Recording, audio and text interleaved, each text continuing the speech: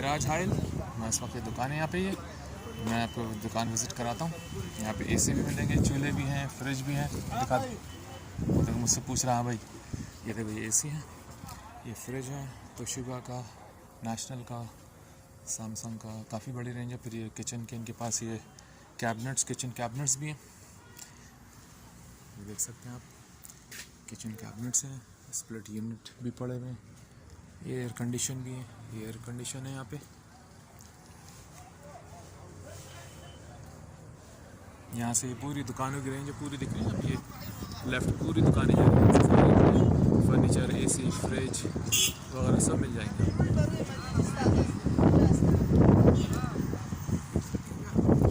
यहाँ हीटर भी मिल जाएंगे। यहाँ पे एसी जो है ज़्यादातर, क्योंकि यहाँ सर्दी होती है, इसलिए यहाँ पे हीट और कूल दोनों सिस्टम होता है।